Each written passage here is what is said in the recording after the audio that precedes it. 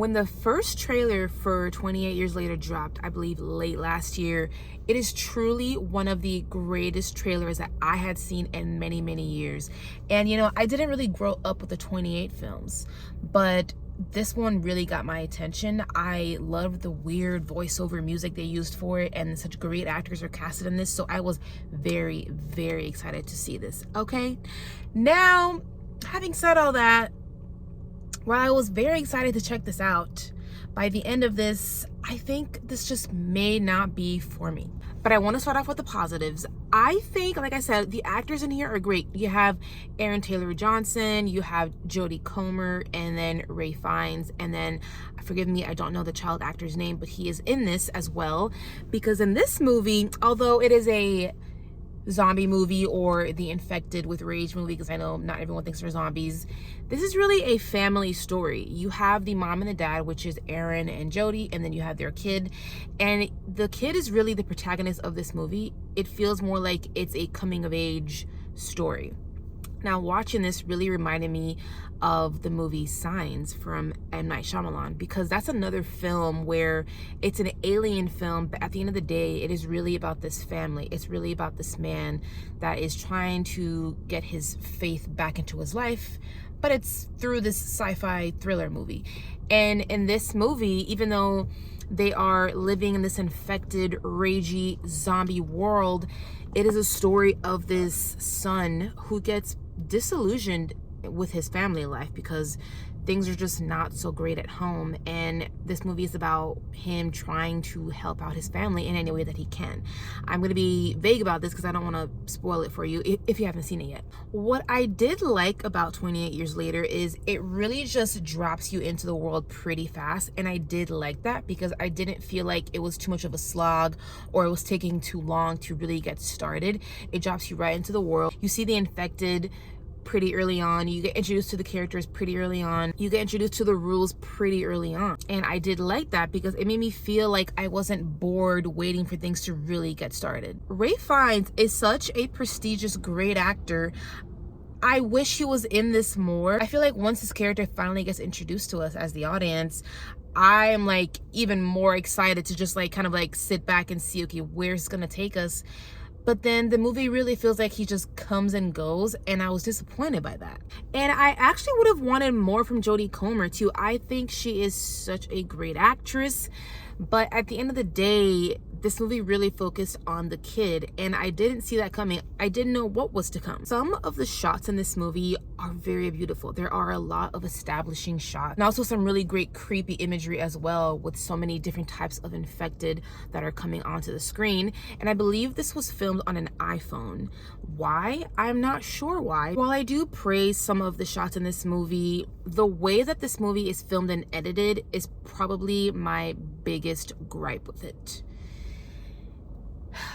Now, I could see this style choice working for a lot of people because we all have different tastes, but for me, the style of this felt all over the place.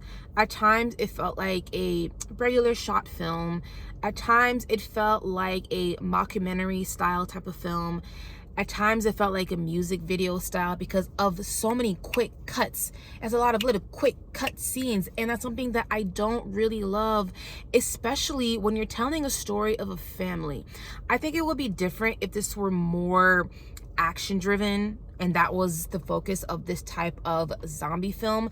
But at the heart of this is really this family story, which I can really appreciate, that kind of blend of genres.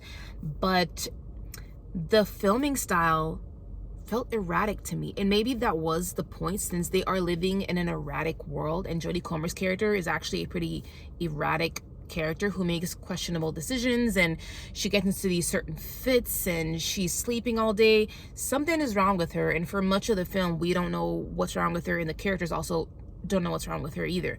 So I think the way that this movie is filmed kind of like matches what she's going through, and also it's matching what this family is going through, because as I said earlier, their home life is just really not that great between what is happening between the man and wife. It's really affecting the kid, and so he feels just kind of like out of control in his life. In this movie, he's so desperately trying to take some control. As I was watching this, I feel like there are certain elements in here that were plot holes to me, and I really just can't get into it without spoiling this movie.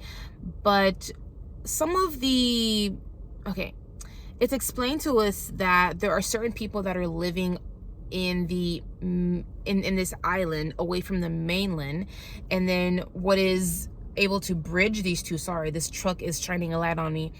What is bridging these two things is this bridge called the Causeway, and it pretty much goes away when there is high tide in the ocean, and then you're able to actually walk it during the low tides. Now, you presume that people are able to survive that long in the island because the infected can't really get to them. Except, you know, there are certain things that happen in here that would defy that logic. And then I'm sitting there wondering, well, wait, has this not happened before? Has this not happened many times before? How in the world has this not been run over by the infected? Because, like, essentially, these are zombies that can run. Like, how is that possible? But besides that, I was just deciding to let that plot hole go, because I was interested to go on this journey with this kid as he is trying to figure things out in this pretty violent world. Now, I know they have announced that they really want to make this a whole new trilogy, and I do think the ending pretty much sets that up for the next one.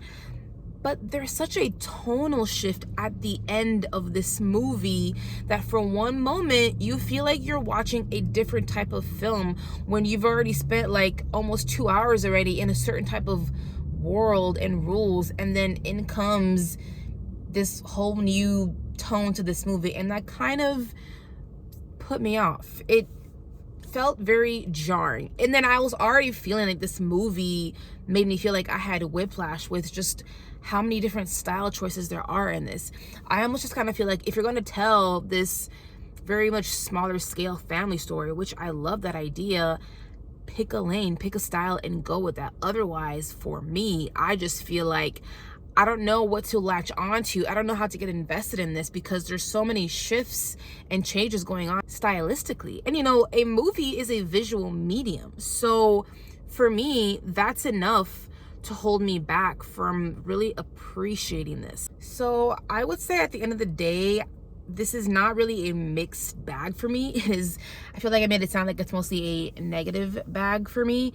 So I think I'm gonna have to give 28 Years Later a 2.5 out of 5 stars. Listen, nobody is more disappointed than I am. This was on my highly anticipated list. And like I said, it is one of the best trailers that I've seen in years. So the marketing people did a fantabulous job by getting me to the theater to sit my butt down and watch the movie. And there are certain elements of it that I definitely appreciated. You know, there are certain things in the filmmaking that I did like, and then of course the acting, but you have great actors, so I'm not surprised by that at all. But stylistically and then just tonally, this really kind of let me down. But I'm curious to hear your thoughts. If you are enjoying my content, please go ahead and hit that like button, hit subscribe, and I'll catch you guys next time.